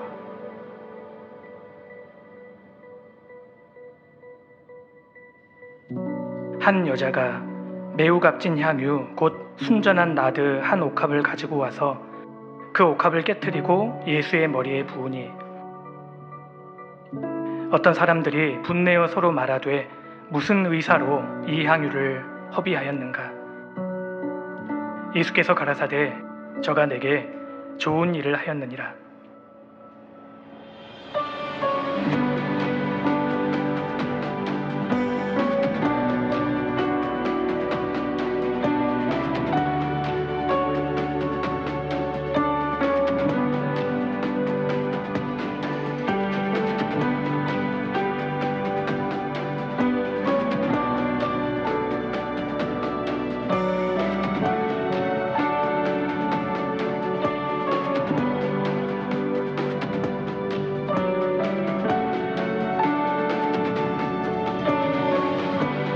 마지막 때를 그리스도인으로서 살아가는 것은 결코 쉬운 일이 아닙니다.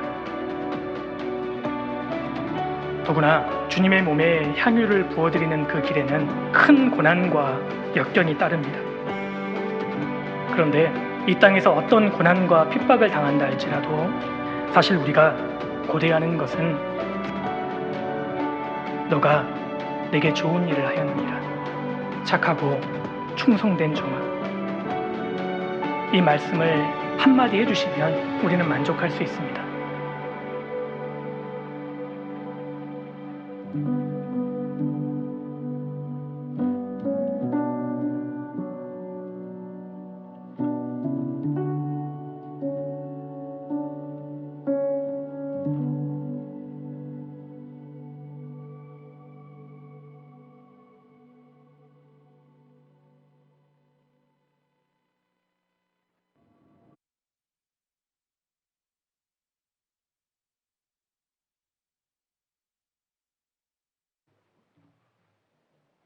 안녕하세요. 강구드리겠습니다. 내일부터 대전도 집회가 진행됩니다. 금방 또 이렇게 저희가 짐 얼리엇의 그 전도하는 그 모습 그 화면으로 봤는데요. 하루 남은 기간이지만은 또 그 전할 또 영혼에게는 또 짧지 않은 시간이라고 생각을 합니다. 우리가 그 지난 3월에 또 집회했던 기억이 하죠. 그때 기억을 뒤집어 보면은 강당이 가득 차가지고 스스로에게 많은 그 위로가 됐던 그 전도 집회를 기억을 합니다. 또 그를 위해서 또 이번에도 같이 동참하고 기도해 주시면 감사하겠습니다. 오늘 모임입니다. 은빛장년의 원래가 1시 20분 은빛장년회실입니다. 늘 말씀드리지만 시간 앞서 미리 좀 그 식사하신 분들은 자리를 정돈해 주시기 바랍니다. 제자교육부 교재는요 1시 45분 소강당입니다. 회별 교재 있습니다. 봉사회는 교구별 교재 장소 각 교구장님 통해서 같이 그 장소에서 교제해 주시길 바랍니다. 어머니는 전체 그 교재인데요 대강당입니다. 청년회는 중강당입니다.